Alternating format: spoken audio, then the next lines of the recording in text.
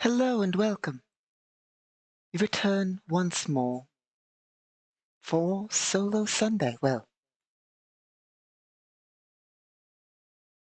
um, Friday? Solo Friday, I suppose. As of course, we swapped our schedule slightly. My apologies for the slight delay. We've had a ever so slight technical issue, but I believe it has been solved for the most part. So here we are. We are, of course, well, let's start with the obvious. I, of course, am Lord Casimir Basilius of the Empire, your usual and almost constant host of our Galactic Requiem broadcasts, of course. And on here, I keep wanting to say Solo Sunday, because for most of like I said, it's not all archived, of course. I believe all of our adventures with you, they're not all this, maybe not all of them. Anyway, I'm so used to it being Solo Sunday instead of Friday, but here we are. So, yes, last time on our solo tabletop RPG, our adventure, the one we follow, Juliana Aldis, had just gotten through with an attempted trade at a abandoned zoo run by a gang. And, well, something went down there. Lots of people died before Juliana Aldis even got there. She had nothing to do with it. But the gangsters that were around the area don't know that and are pretty sure that they don't want to ask questions and want her and her team of mercenaries dead. They are currently in a car. Everybody's in a car currently, speeding away from the zoo, which would have been here. Of course, there was a map for that. Here we are. But that's not really important, not with the chase scale encounter we are using. So, last time we left off, it was our team's turn. The enemies had fired, this one had jammed their weapon, and these ones moved up. So, our team needs to escape them and or get to here, or escape them, either or. So, given the fact that they've started shooting, I suppose that means our forces should also start shooting. It has been a while since we did this last, so I will need 1 second to check a few things. I'm just making sure I remember the exact number and equipment of the people left in the car.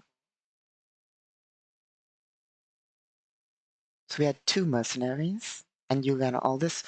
One of them is currently driving. Okay.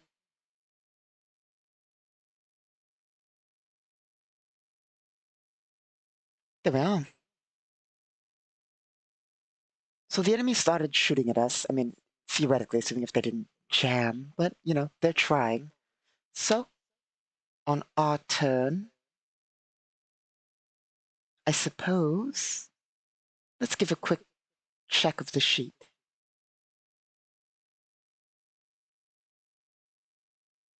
See if there is any, I'm thinking currently, casts that might work.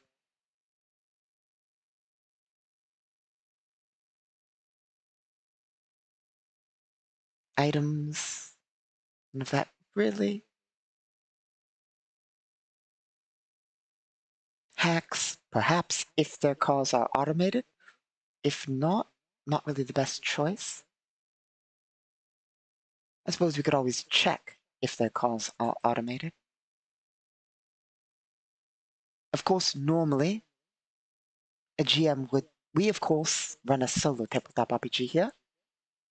Normally, if I was running for my players, it would be decided or so forth. Or, even as a GM, you could randomly use the checker to see. But we, as we have to use the bot since it's solo, we would roll dice to see whether it is net connected. Now, depending on the difficulty and situation, we might also have to make a computer check to figure out, but I don't think we need that currently. We're not even going to check not whether they're connected right now. We're here to look at casts. Energy manipulation, possibly not what we're looking for. Barrier, no. No, not barrier. Barrier is not what I'm thinking of. There is this thing called, well, I think we've been over this before, casting and casters, which are basically sort of magic users, if you can put it that way. Technically, it's a bit difficult to explain. They're people who cast, hence they're called casters, because, there's psionic, there's arcane, there's divine, there's all sorts of different types and ways and so forth. But it is a semi-encompassing rule system for how it works. We've been over this before several times, more than likely. But in simple terms, magic does not work on energy fields. Magic can create barriers and the like, but anyway, I was thinking of wall, which would have been able to theoretically block their vehicles, but we don't have wall as one of our abilities. I don't think.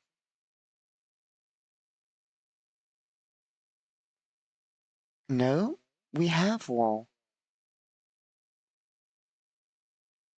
But can we generate a strong enough wall to stop a car traveling at high speed? No matter what, it would do damage more than likely.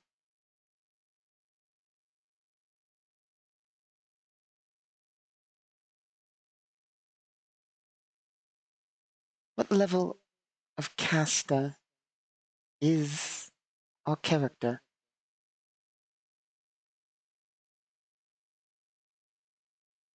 Casting tier is another important thing in casting that basically determines your energy points.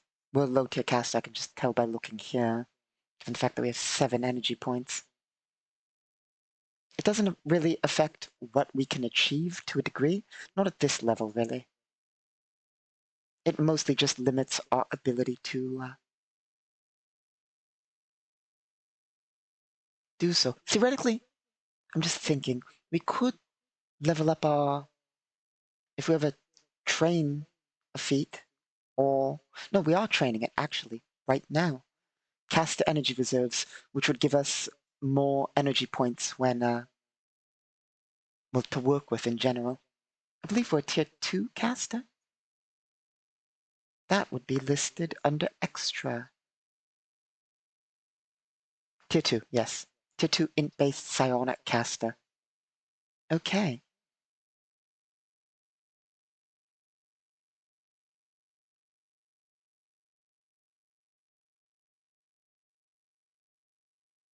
So we could cast up to 7 points. We could cast like a level 4 cast, theoretically. Are we even high enough level to cast level 4?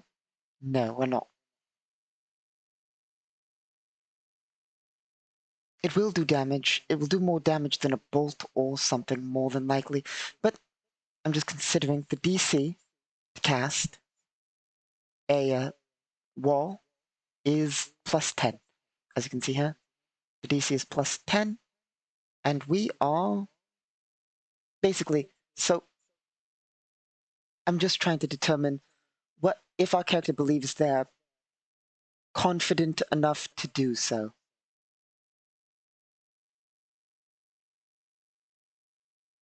Which we should be able to see. here. 9.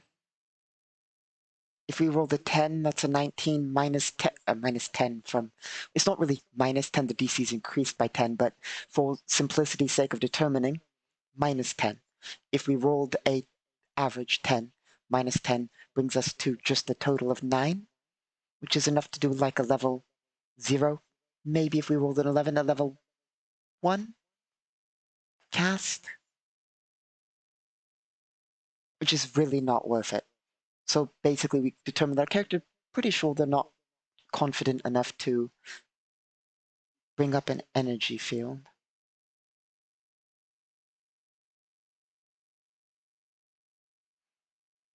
So we're not going to even attempt that. For those of you who don't know, the way casting works, so we've been originally, we work on the system, been over this a lot. The system's in constant modification. System, I mean entirety of Galactic Requiem. Basically, in simple terms, with the casting system known as Arcanofray, what happens is, I mean, technically there's also Divinofray and Cyanofray, but that's different. Anyway, in simple terms, we have these methods. That is basically how we're casting. We then have effects and categories. There's, I believe, one other. It's still theoretically in development and so forth, but it works. Basically, we have all these methods. They determine basically what we can do. For instance, touching a target to cast a touch attack, if you will, or touching something to cast is a DC plus 0 for the most part, meaning you're taking no penalty or bonus or penalty. Self is DC plus 5, bolt is 5, blast is 10, etc. Basically, so a touch is touch something to cast, self is casting on self, bolt is firing a bolt, blast is an area blast, targeting is simply just a target on the target, etc., etc. The thing is, however, so that's basically the loose essence of how that works. You can, in the casting system, theoretically, combine them. For instance, you could do something, I mean, not all of them combine well. It really depends on what you have and what you can think of outside of the box, if you will. For instance, a bolt plus blast means you fire a bolt, it hits the target, and then a blast centers on that target and or where the bolt hits. And you can combine all sorts of stuff like that, basically. There's also effects. Effects being what you're trying to achieve. Method is how you're going about casting it, basically. How it's getting to where it's going to get to.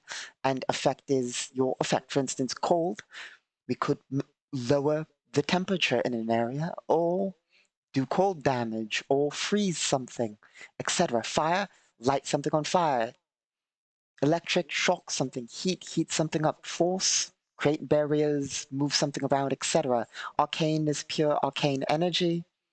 Ion, EMP, etc., etc., etc. And thus you combine these things to generate whatever you try to. Of course, it's a bit more complex than that. I have to bring up the casting book that covers all of it in order to get into significant detail on it. But in simple terms, there's a lot you can do with it because, I mean, there used to be a spell list. Now there isn't so much with Arcanofray. You basically combine things and there's penalties and bonuses depending on whether you know the spell.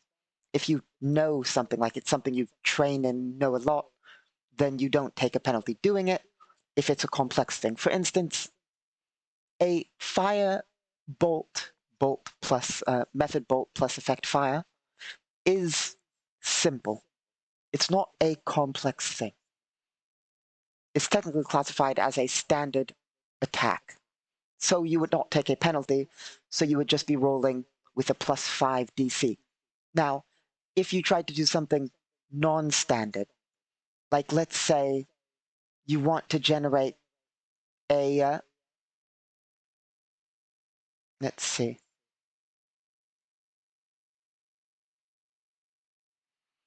let's say you want to generate a fire wall using the wall method and the fire effect.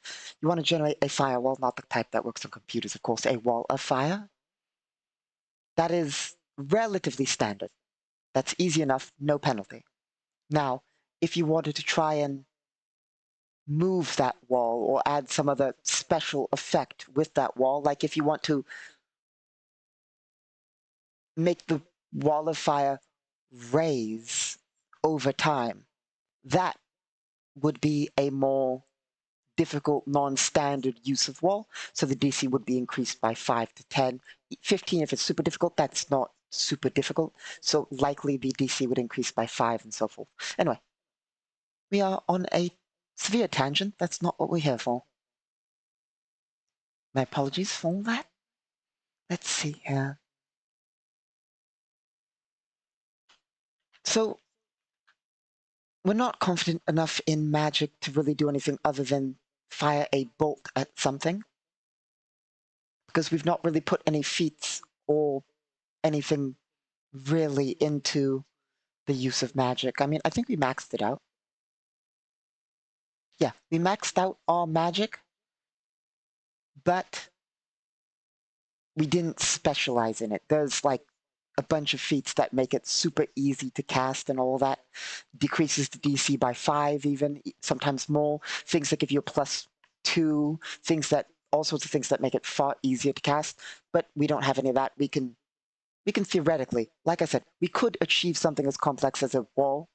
It's just, it would be a level 1 or a level 0, which could be useful in some situations, but against cars moving at high speed, probably not something we want to risk. Better go where our skills are more focused, which is shooting, I suppose, but let's check. Nope, should roll on the thing here. Let's just quickly check if any of their cars are net connected.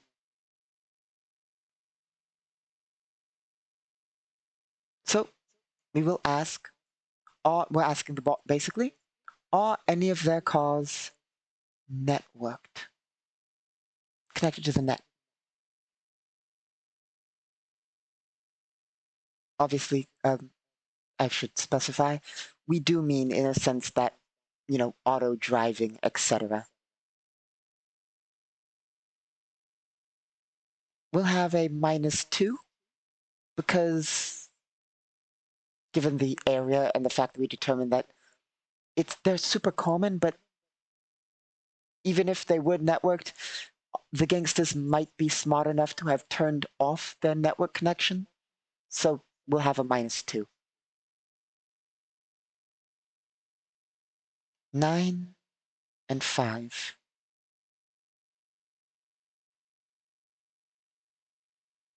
-2 is 12, which is yes. They are networked. We won't say all of them are networked, but at least one of their cars is networked and is on the net, which is good enough. We'll actually try. We will try.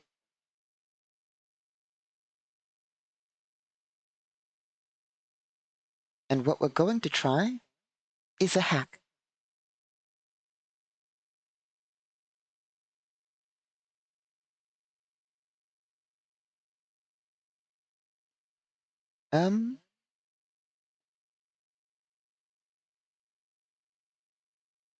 We have mover control initiated. It's loaded into our programs. And that gives us a +4 in controlling vehicles, bots, and objects. Our base is 8.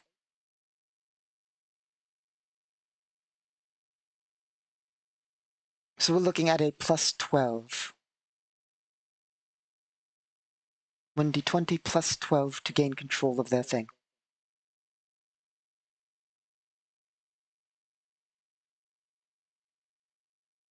So we will try the hack.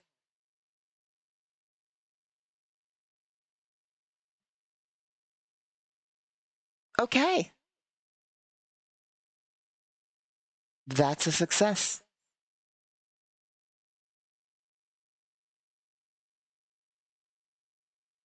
That is a 32. That is a success. Let me check one thing. My apologies. I forget there's one rule in hacking that I always forget.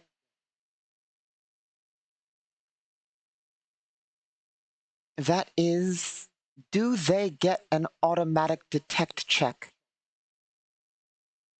if I roll a 20?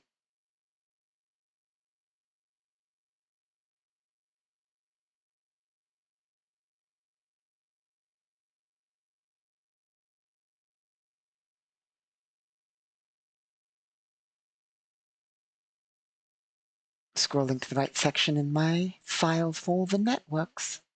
Here we are. Locate the target, easy enough, because we can see them. Normally, if you can't see something, you must check to detect it. If you have eyes on something, you can usually hack it. And I quote, non-net based entities, things with passive net connections, must be located either visually or with its near exact location. Net-based entities can be located via an in-net search action. As this entity, the car, is within visual range, we do not need to make a check to locate it as we have visual of it for the most part. Initiative is only rolled assuming both attacking and defending parties know of the hack. They don't innately know we're hacking them, so they don't know about the hack. We must make a check to defeat the hack AC of the target.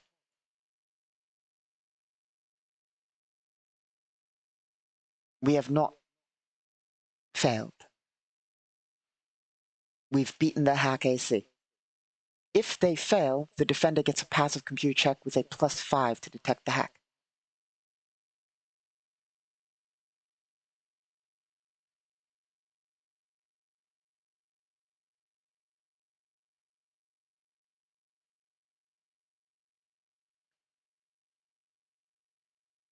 So they do get a check to see whether they realize they're being hacked. Even if we get a 20, that just means we succeed at hacking. It has no sway over them, although it means it's going to be exceptionally hard for them to succeed. 17. They do not succeed. Okay. Now it is our second action. What we're doing now, for those who want to know why and what's going on, we get one more free hack action as this, it basically is added, and that is we can attempt to get into the hack MAC, which would increase our tier of hack. This is basically free. So we will attempt that. 2. If only we rolled for that first.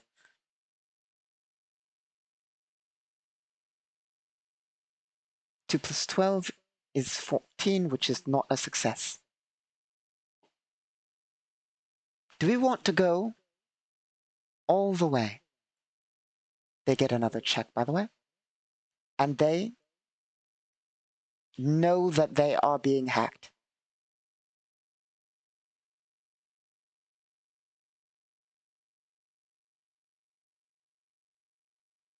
Now, luckily for us, we did not attempt to hack their, what is it called? We did not attempt to hack their hack HP. meaning they don't get to immediately automatically disconnect from the net. They would have to do that on their turn because we didn't touch the heavy hacking.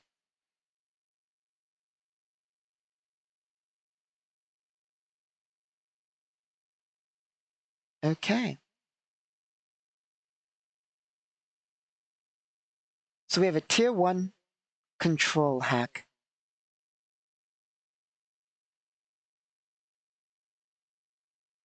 We could take our other hack action to try and hack deeper, but we will not, because if we spend our other hack action, we lose that action, and that would be bad for us, because then they could take an action, and they know that they're being hacked now.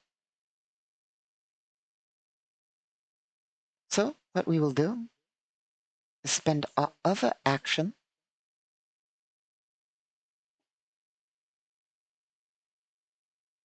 scroll down, see how many actions we're allowed to take.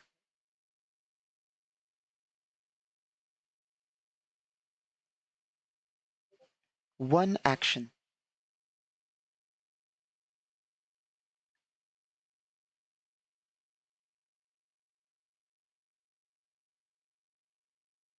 Make sure I got that right. Yes, we get one action on their network. It is just fully ours. So with our action, here's what we'll do. Something a bit bold.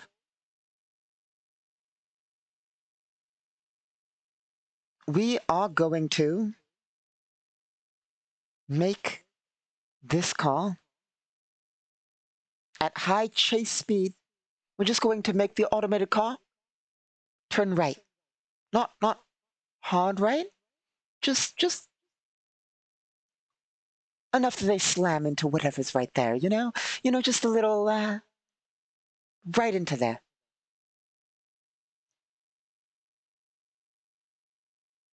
So that is half of our turn. The reason that is half of our turn, despite an action hacking and then another action doing that, if you want to know why, hacking specifically is I don't know how to put this. There are 2 normal actions per hack action, unless you're an AI. There's 2 normal actions per hack action. So theoretically, we could hack 2 more times, theoretically. But we won't. We'll just shoot for our other one. Let's see. AIs, if you didn't know, I know we keep going on tangents, but AI get the option, we're talking about advanced AIs, they get the option to hack up to, I believe, the int mod instead of, so a normal person, I sort of skipped a step. A normal person can hack once. They hack in real time. So they hack either slowly, being depending on their setup. You either hack slowly, spending a lot of time hacking. You hack quickly, which is one action, that's the end of your turn. Your 2 actions are spent hacking.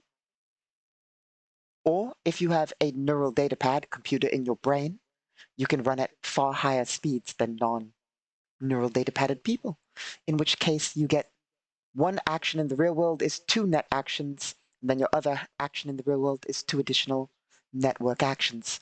An AI get those plus whatever their int modifier is. So a super advanced, you know, how do you put those? You know, like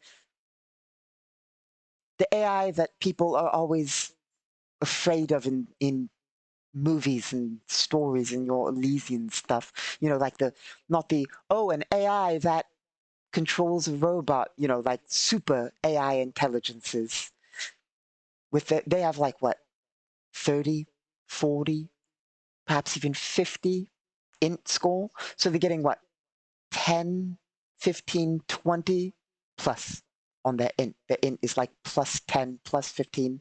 So you're looking at 19, 14 to 19 hack actions on its turn in total. 14 to 19 hack actions, which is why you, as a normal person, even if you have a computer in your brain, you don't fight an AI in its own territory. You either get a rig that is going to help you with that, or you work with a bunch of other hackers because you can work together and get multiple actions against it and so forth, or you get an AI to assist you in it, etc., etc. You don't fight a corporate AI mainframe or so forth as a person, even if you have a computer built into your brain. In fact, if you have a computer built into your brain, you really don't do it, despite being better at hacking with a computer built, well, not innately better, but more actions if you have a computer built into your brain than a person who has a physical computer in their hands. The difference is you are quicker at hacking, get more actions, but if your brain's connected to the network because the computer's in your head, that super AI is gonna try and hack your brain. But if you have a computer you're holding, it can just hack that computer and not you. So that's a bit safer. But hacking is not as dangerous as it seems. I mean, it's dangerous, don't get me wrong. But unless you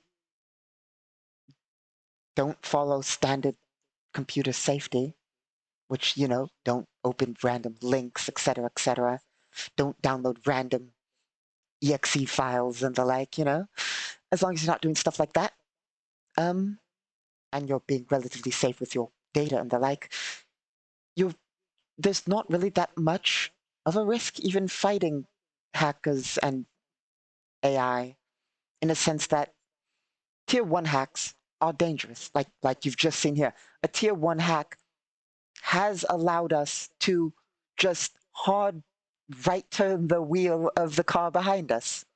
But it's not like we can, it's not like we hacked the person. We're doing that to the car. Theoretically, the car, there's a simple solution. Don't have your car on the network. Wow, don't have your car on the network. Easy. Solution solved. But like, let's say you are on the net because you gain vast bonuses for being on the net, which I forgot to apply to our hacking check, by the way. But basically, when on the net, um, a tier 1 hack is not very dangerous to you. It's risky. It's not going to just absolutely devastate you. Same with a tier 2. It's worse for you, but the effects are temporary. They're not going to devastate you. A tier 3 hack is what we consider the worst, not worst, but, you know, like the most dangerous type of hack. It's full on like mind control tier. If you have a computer in your brain, full on mind control tier hacking, basically. Deep hacks, affecting somebody's memory, affecting their perceptions fully, implanting false memories, etc., etc. It's, you're not going to have that happen to you? Probably. Because the moment somebody tries to tier 3 hack you, it is almost non-stealthable. It is almost non-stealthable. The way it's set up is hack health is your final layer of defense. We didn't have to mess with it because we did a tier 1 trying to do a tier 2. In order to get to, so to beat a tier 1 hack, you just beat a DC and can do a tier 1. To beat a tier 2 hack, you have to get to tier 1, make one more hack check to get to tier 2. It's technically free. You just have to succeed twice to get to a tier 2. Harder to get to, the AC is higher, and the AC is higher, and you have to succeed 2 checks to get a tier 2. Gives the enemy a better chance to detect you, and the AC, like I said, is usually higher. So harder to get, but a greater effect. To get a tier 3, you need to get at least, I believe it's a tier 1 or 2, I'd have to double check the rulebook, but basically you have to damage this thing called the hack health. If that is damaged at all, the target is allowed because it's still there as long as you don't, theoretically, I suppose theoretically, if you take out the hack health in a single move, theoretically, and if you have actions left, I suppose theoretically you can immediately tier 3 hack, I suppose. But the likelihood of that is low. More than likely, you're going to do damage to the mind AC.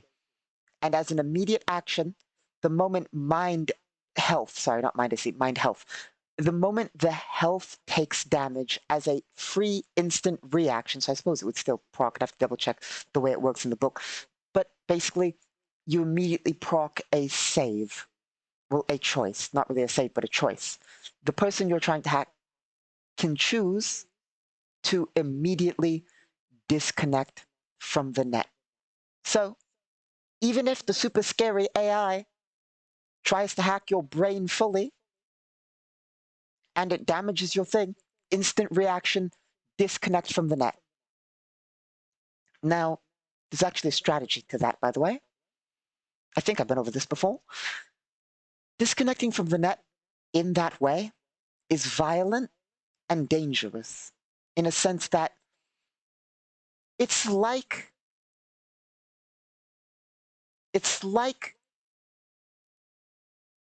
well, the best way to put it, it's hard on the hardware and software of your data pad, basically. It's like, I'm not the best at electronics, not your Elysian electronics at least. I suppose it's like ripping out your power plug and holding down the power off switch and just immediately disconnecting everything. It's hard on the hardware. And as it's your brain because that's the only way, it's for neural ones. So it's literally in your brain. It's harsh on your brain. It literally dazes you and you can't reconnect. You can't immediately reconnect to the net, making you a non-hacking entity for a while. Basically, you're not going to be engaging in the hack warfare for I forget the exact amount of time, I'd have to check the book again, but for a while. Enough that it's significant, you're not going to be able to reconnect to the net and contribute in a hack. Secondly, you're dazed. You are just out of it. Let me see whether I have that section easily available. No, I don't. Dang it. Yeah, you're basically dazed. And you're taking penalties to everything for a little while, not too much that you're worthless outside of the net, but if you're in a firefight, you're not going to want to just disconnect from the net. So there's a strategy involved in that. If you are in a firefight or a car chase like our character's in right now, do you really want to disconnect and be dazed and stunned for a while? For several rounds? Because what if you're not fighting a super AI and it's just a person? What if I'm just a normal soldier and I'm hacking you and I'm like, you know what? Here's a tier 3 hack. I'm not even trying to actually tier 3 hack you. I'm just damaging your mind AC, mind health, sorry. I'm attacking your hack health to try and trick you. Because if I attack your thing, you have a choice. Do you want to immediately disconnect? You only get the choice basically once. It is the first time it's detected, it's immediate. Do you want to risk the fact that I'm going to actually try and hack a tier 3 hack on you, which could have the most devastating effects? Do you want to risk that? Or am I bluffing? Am I not going for a tier 3, but just trying to get you to disconnect from the net? Because anybody, you don't need to be a good hacker to attack and damage mind AC, mind health. So I keep confusing the terms. You don't need to be a good hacker to attack hack health. Anybody can. So am I not really confident I can, but just trying to, you know, hit you with that to get you to disconnect from the net, because that will basically stun you in real life, or and you won't be able to reconnect to the net. So there's an entire sort of strategy involved in whether you want to fakely try and get somebody to disconnect from the net because you're threatening to hack them with a full-on tier 3 hack. Also, the reason I'm confusing the terms is there's hack AC, HAC, which is basically to get a tier 1, MAC, mind AC, which is hacking a deeper tier, which is tier 2 is mind AC. And then tier 3 is hack health, which is its own thing. It's not really complex. It's just the terminology is poor. It's really genuinely, it sounds complex, but it is genuinely rather simple I mean, it has a lot of possibility. Don't get me wrong. The way it's designed is much like normal combat and so forth. There's infinite possibility in what you can try and achieve. You can even design your own programs for hacking.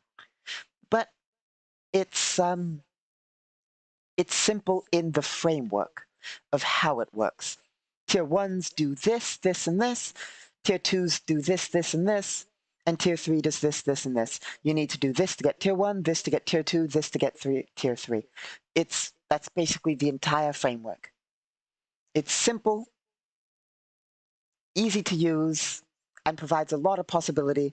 It's just the terminology can get confusing. And the reason I have to keep checking the book is genuinely not because it's super complex. It's like, much like in normal tabletop RPG combat, you need to know the enemies, well, more so, you need to know if I'm shooting them, I'm attacking their AC. Do they have an option to dodge? Are they in cover? What's the cover modifier for this type of cover? What's the cover modifier? You have to look that up unless you have it memorized. It's the same. It's not complex. I just don't have it fully memorized because it's rarer than normal things. Hacking is a bit rarer to use by players and so forth than normal things. Although we do have some players who are dedicated to hacking and so forth. And that's not even getting into full networks.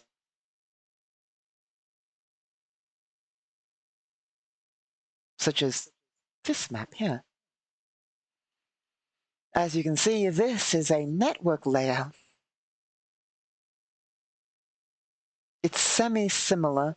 The way hacking works, I mean, it's significantly different, but the easiest way to put it is it's somewhat similar, but fixed from the what do you call it? The old Cyberpunk 2020 hacking.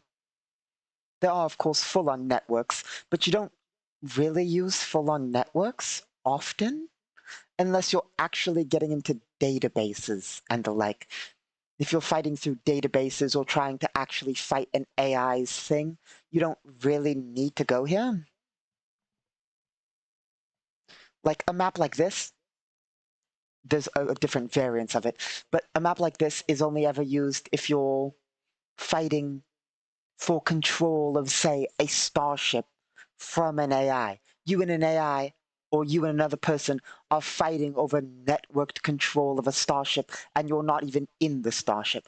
Hell, you could do it if you're in the starship, but let's say you're hiding in a starship and you're fighting somebody else in the starship over control of it. Then you'd use something like this. But, if you're just hacking the gun system of a starship, you wouldn't need to do that. You would just scan, see if you have access, go for it, and so forth. This is for deep hacking. Basically, if you're fighting over network control and the like, that's when we go to a net map. But theoretically, you could do normal actions in a net map. You could. It's not technically non-possible to do normal things in it. But the neat thing, it's a bit complex, but it is designed in such a way, specifically there's rules for designing a network. And the way it's designed is specifically your doors in the net are representative of access controls. You can only have, you can make your, if you design a network, you can design it basically however you want. However you want. But there are a few rules. These rules are certain things like networks, it's a bit complex. Basically, you have certain doors, and unless you have an upgraded network, you have to have only an amount of doors that allows it to be the same as hacking normally, unless you have an upgraded network with actual server calls, in which case you can do whatever the fuck you want with your network, basically. But that's complexity and how all that works. We're not really net hacking here, so anyway, we've gotten way off topic. We're not even. My apologies for our significantly off topic thing. It is our have a half action. We're going to spray the car in front of us with weapons fire.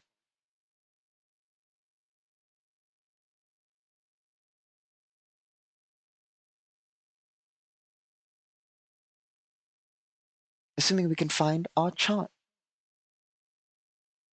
Where is our...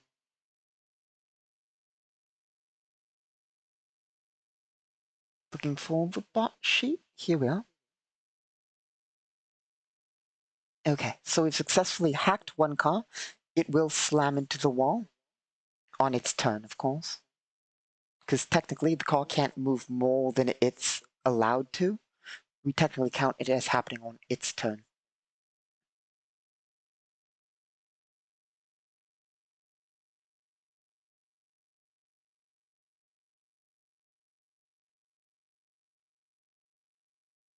Okay, we're going to do a 20-round burst, which means we drop our ammo to 20.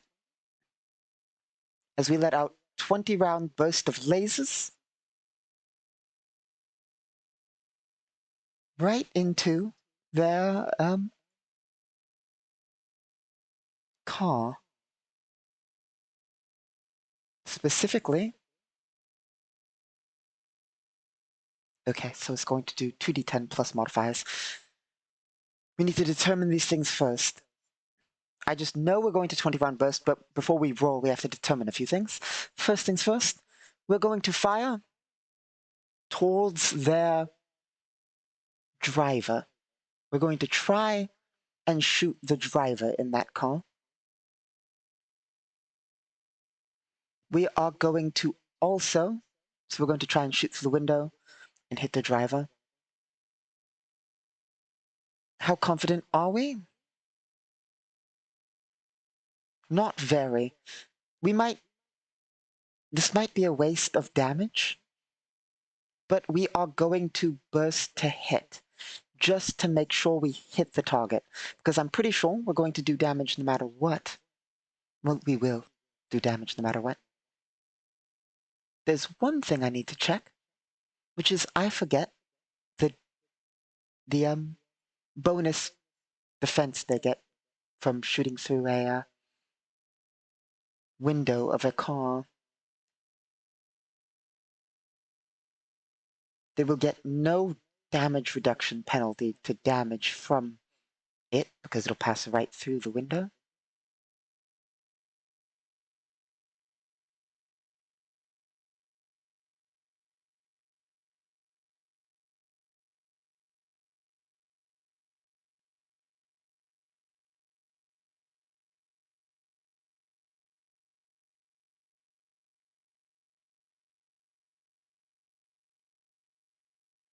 Here we are.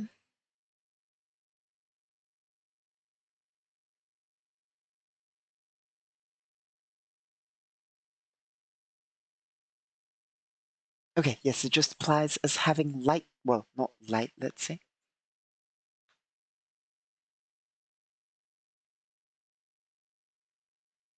It just counts as having cover. Now, one final thing we need to check.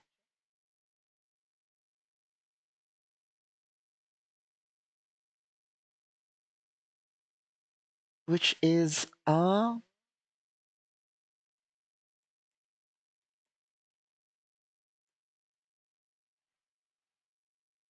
burst to hit.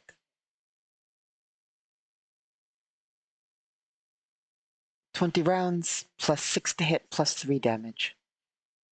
Plus 6 to hit on top of our base to hit.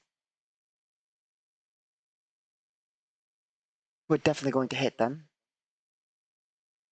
Well, 9 plus 6.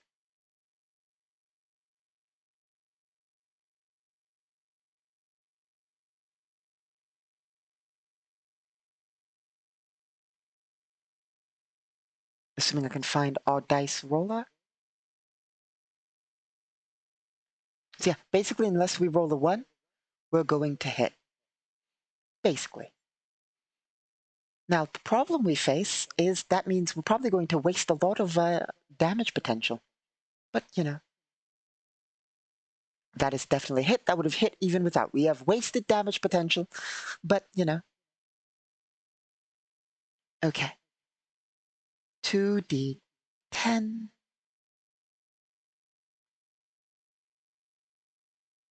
Plus.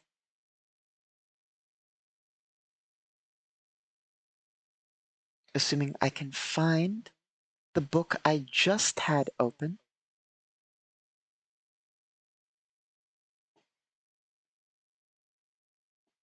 I think I said this last stream. I have too many files open in regards to running Galactic Requiem.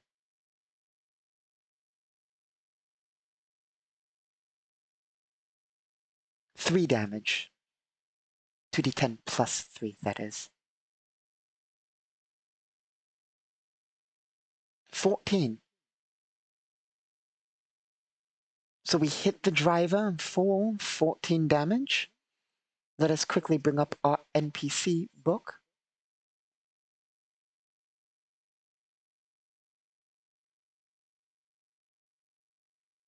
Because they might have to save or die.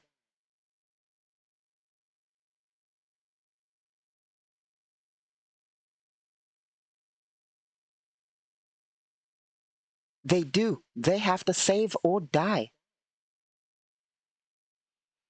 And no matter what, unless they spend action die, they're going to take injuries. Meaning that's good for us. Okay. They will save or die. 19. They have saved. They're not going to immediately die.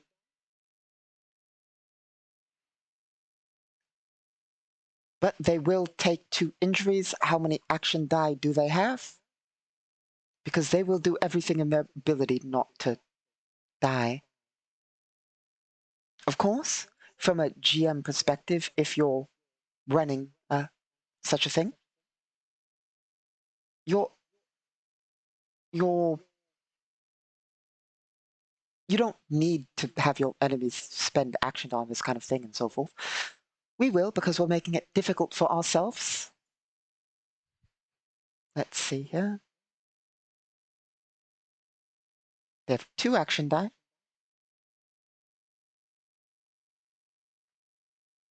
What can they do with 2 action die?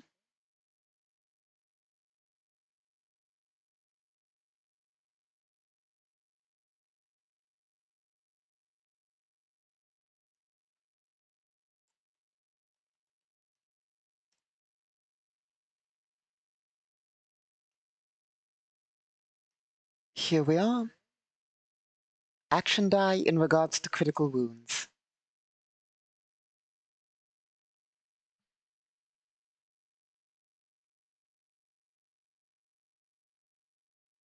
Nothing. They would require 1 more action die in order to do anything in regards to that. Because it is a full con wound set. Okay, so they are going to take full, which is a -4 And time to open the chart of violence.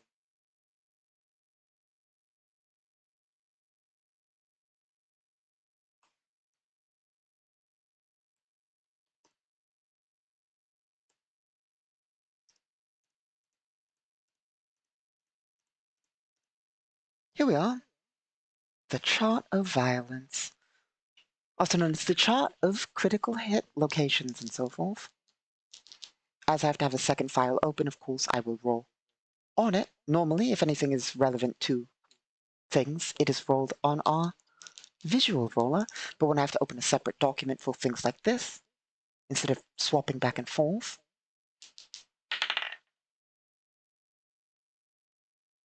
organs, they are hit in the organs, and, because it's 2 wounds, the left arm and the organs.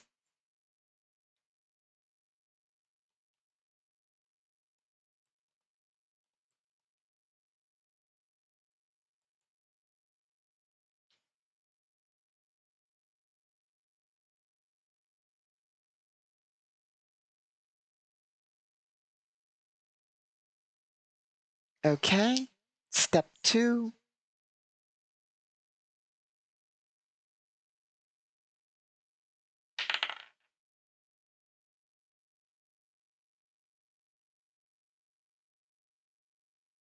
Okay.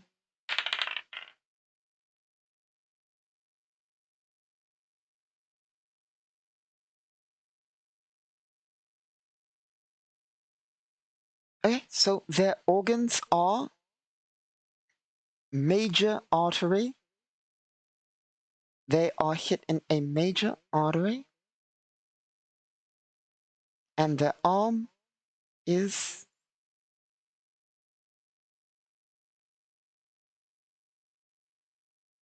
here we are, above elbow.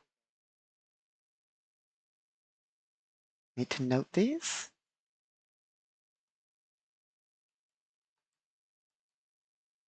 Left arm above elbow. Organs.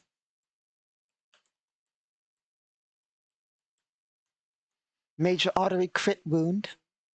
That's the effect of major artery.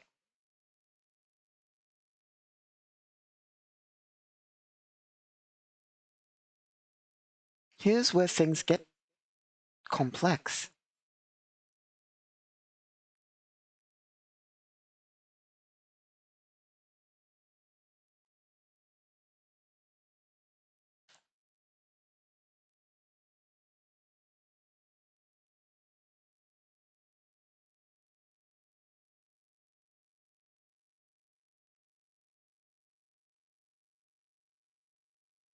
Where is it?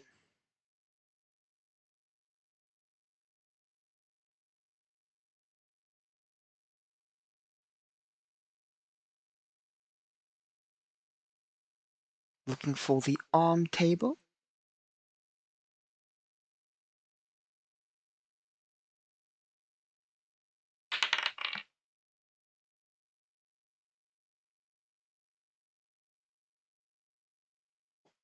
Cut/ripped critical wound.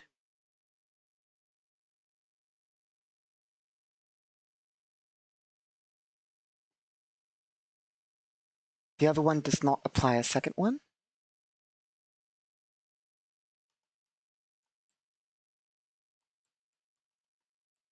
I think the driver just immediately dies. I have to double check.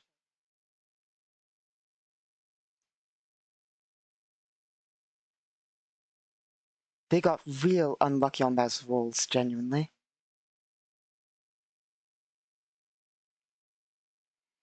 So the chart has a low % chance of applying critical wounds, but if you apply a critical wound to a certain degree, let me find it here. Making sure I'm getting the rules right here. Okay, they get 1 critical wound from it being above their con, which is going to apply a -4. they get a critical wound from the major artery hit and a critical wound from the arm, which brings them to 3 critical wounds. 3 critical wounds means 1 critical wound, by the way, means bleeding from major arteries, and they must have first aid to slow the bleeding within 2.5 minutes. Otherwise, they theoretically 5 minutes if they have a professional with them, 30 minutes to 1 hour if they have treatment immediately. They require basically a hospital. Otherwise, they will bleed to death rather rapidly.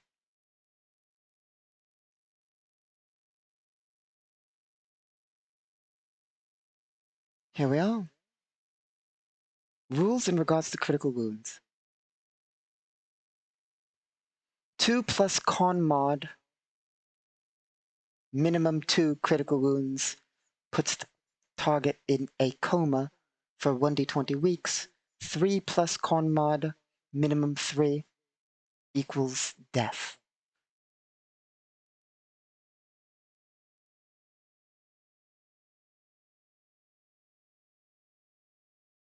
Okay.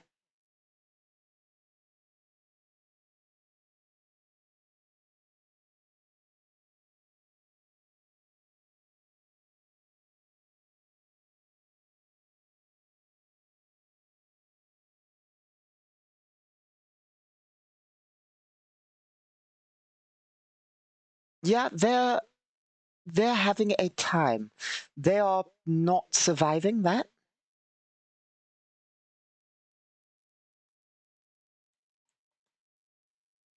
They might be alive, they might be dead, but they are no longer conscious. Either way, which is detrimental to them, given that the road ends right there, and that they're moving 45 a turn. Yeah, that's going to have an effect. It is our move. Well, our vehicle's move.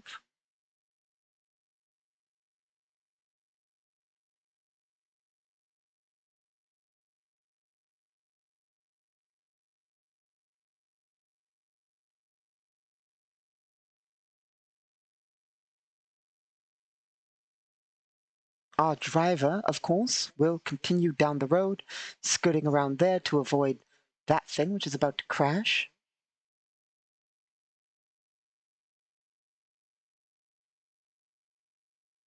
Making sure I'm getting that right. Yes. He'll skirt along to there. Well, first our other person will burst to damage the other person in that car. Okay, burst to damage. 13.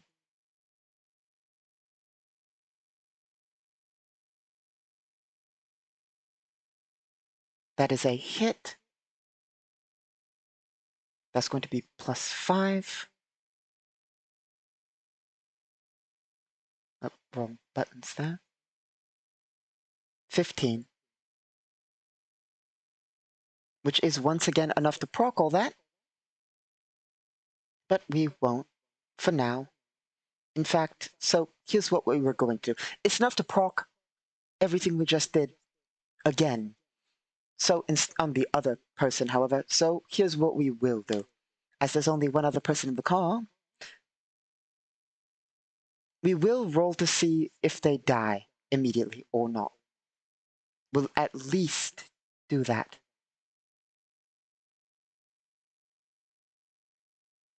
11. There. Let me check the NPC chart.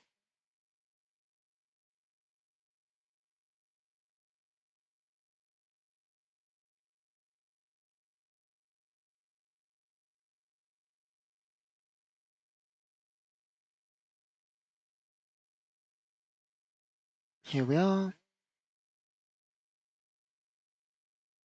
Barely fine.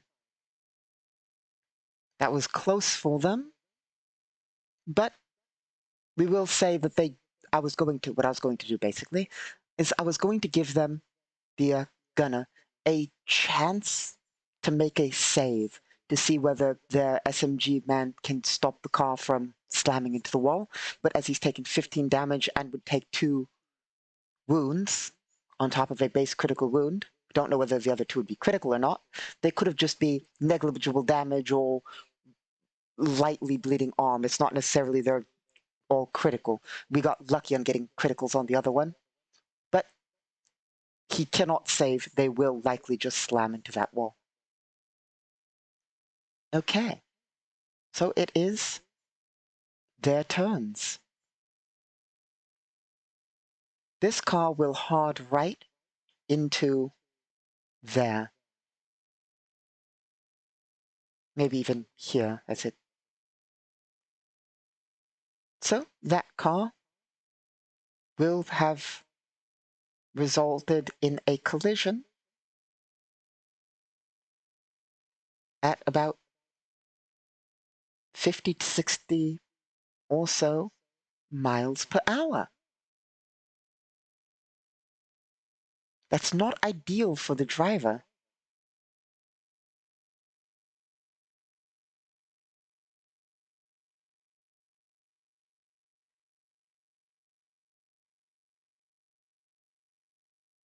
Let's see.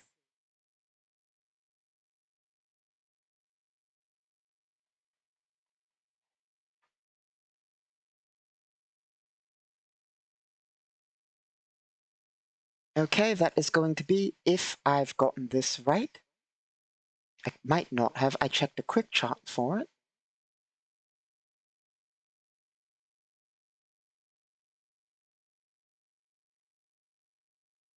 $8d8 for a total of 22. The people in the car are severely injured if they survive. And the car is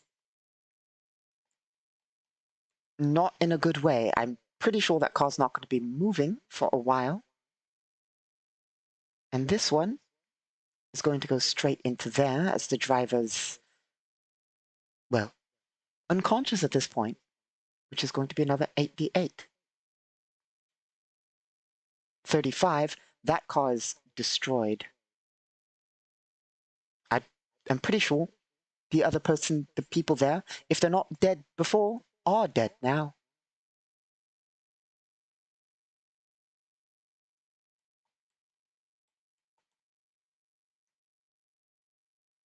The people in that car do not survive that. Even if they get partial damage, one of them took 15, and so even if it's more than 5, and 30 something, what was it? 35 divided by 4 is more than 5, meaning no matter what, the SMG man is dead. The other man is going to bleed to death shortly and has 2 critical wounds, so there's no way he survives that. Both occupants are dead, and the car is disabled. This one, the car's not necessarily disabled. I mean, it's taken 22 damage in a single hit. It's not in a good way. It's probably not going to drive right. And both the people in there have taken damage, so it's not likely they can maintain the chase. Theoretically, the car might be able to drive home. Theoretically, they have survived-ish, but yeah. Meaning there's just this car. Seeing both of their allies taken out in literally a turn, specifically just their ally, out of the blue, hard right turns into a wall, and the other one takes a burst of laser fire and slams into the wall ahead. Do they want to continue the chase? Because we must remember, we simulate a world here. They are gangsters who are loyal to their business. They're loyal to their bosses and so forth. But they don't want to die.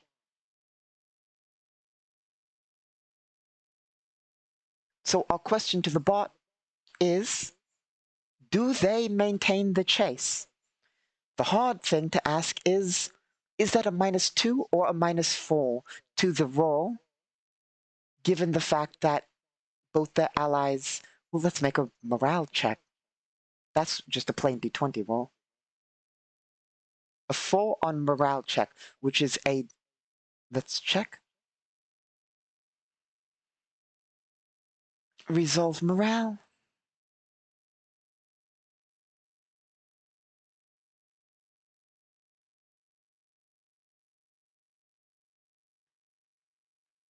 Morale situation. Automatic fire is going on, but they're not the target. They're not outnumbered. A significant portion of their group has been taken out.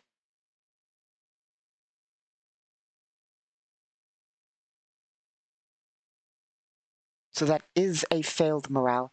So we'll add a -4 instead of a -2.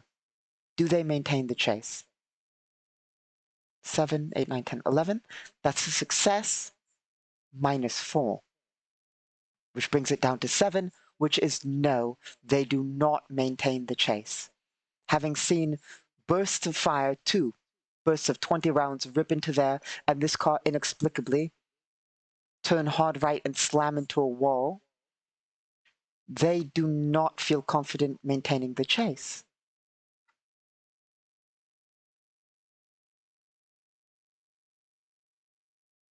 They will move forward, but basically they're moving forward like so as they slow down. They're not going to immediately, from 50 miles per hour, slam the brake on just because they're not maintaining the chase. They're going to slow down. And that's their turn because, well, the car moved. Technically, the people in the car can move, but they're not really in a way for that right this moment. They're slowing down and they're not really going to take an action.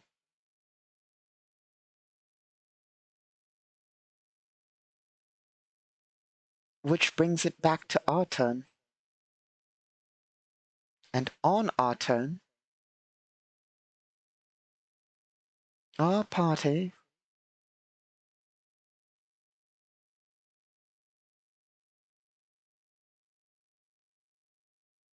will basically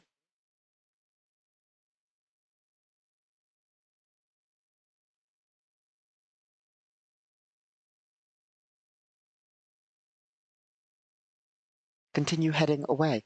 They're going to cease chase, which means, I believe,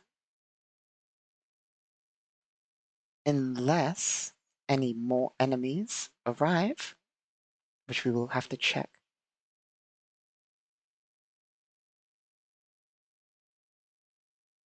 So our question to the bot is, are enemy reinforcements of this gang going to show up? There's a -2, given the fact that they likely want to respond to other things, but it's still relatively likely.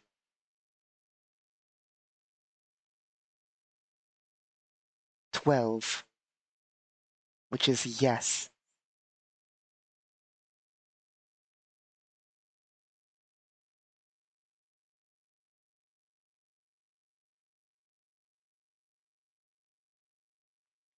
Let's see if we can't change that.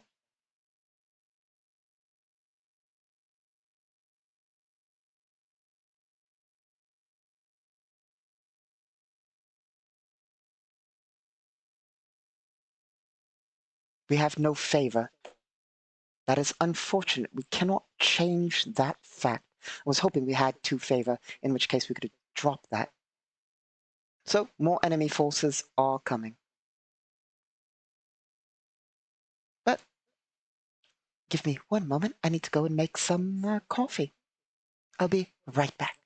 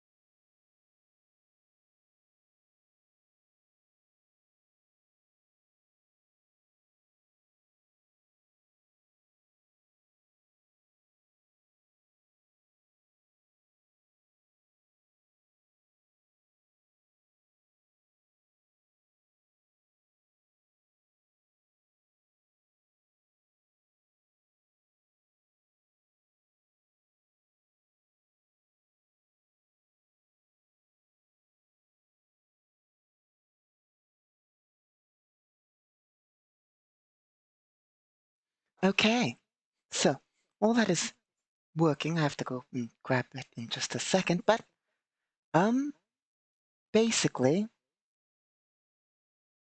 we will try and evade our.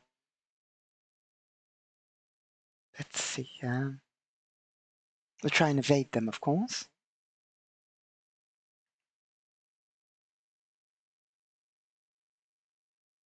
The enemies will make a check.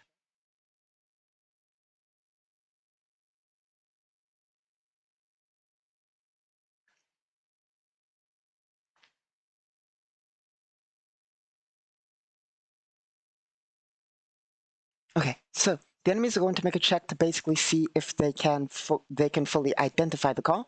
It was only the rear car that basically survived. The other two are in a way.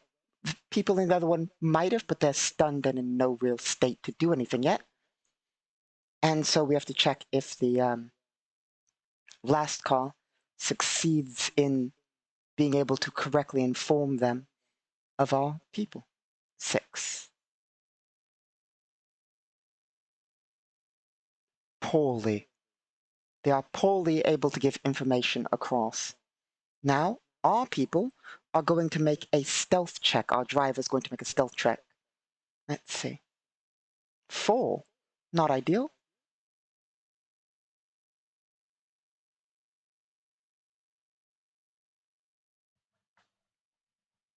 Let me check the thing here. 4 plus.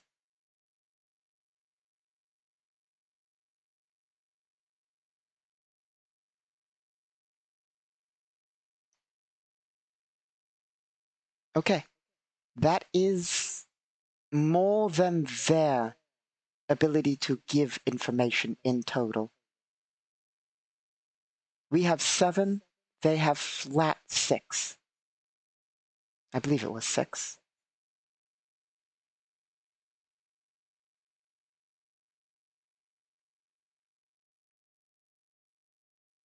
Okay. So they are arriving, but they don't necessarily know where we are, who we are, and so forth. My apologies, one more second. The coffee should be prepared now.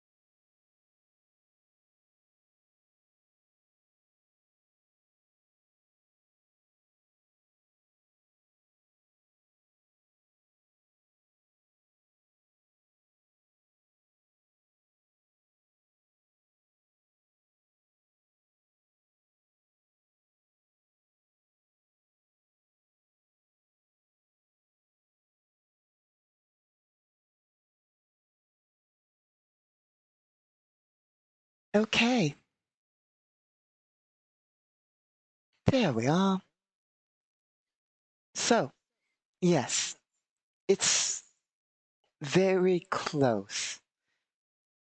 They do know that they've basically been informed that a car was leaving the area, but we are in an entire underground city area with lots of people. It's basically a mega city. So and it's a relatively common car. They likely don't have like its numbers or anything like that. They just have like it was a standard model car, etc. So basically, that means for the most part, they probably don't find us. At least not as we have several rounds to basically get out of there. Which basically, let's make one more check. Navigation.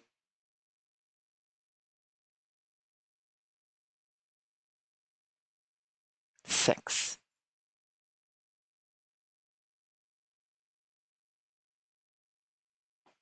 Okay.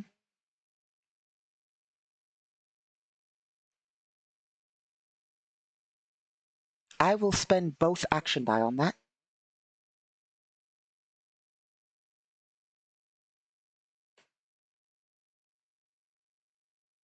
Six. For a total of 12 plus, assuming I can bring up the thing here.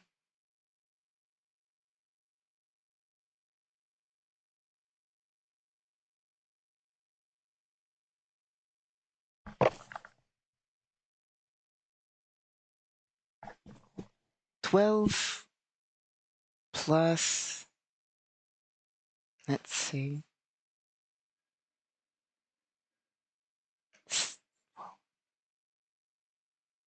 4 for 16.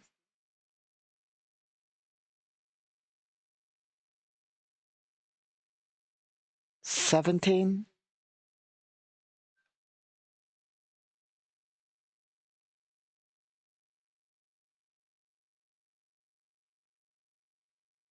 20. 3 from Streetwise.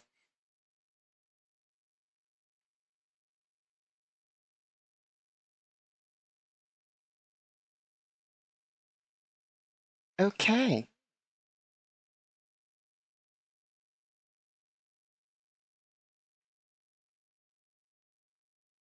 So we are able to navigate relatively safely and correctly down back streets and so forth to get to our base, which is here. We will abandon the car. We will abandon the car before.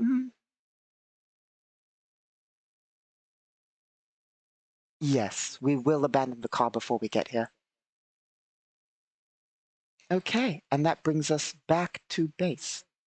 And that, unfortunately, is where we will call it so we can prepare for next time, I suppose. As we return to base after a failed meeting, we will pick up and do better with this next time. I do not feel we did top stuff here, but we'll do better next time. Of course, next thing is possibly Video Game Sunday, in which we'll play some sort of video game on Sunday. And then on next World Building Wednesday, we'll world build and or work on this, either or. And then we'll do this again on Friday. That's our plans. The lore video is still in the works. I was going to get that done eventually, and eventually. So that's our plans so far. Try and get back into the kick of things after a unfortunate small, couple week break after, a few errors with our ships cooling, but that should be better. So we'll get back with all the stuff and get back into the flow of things. Thank you all for stopping by. I hope you enjoyed our, so-so session of solo Friday. Like I said, the whole swapping of days threw off the whole naming convention. Anyway, thank you all for stopping by. Hope to see you next time. And have a good day.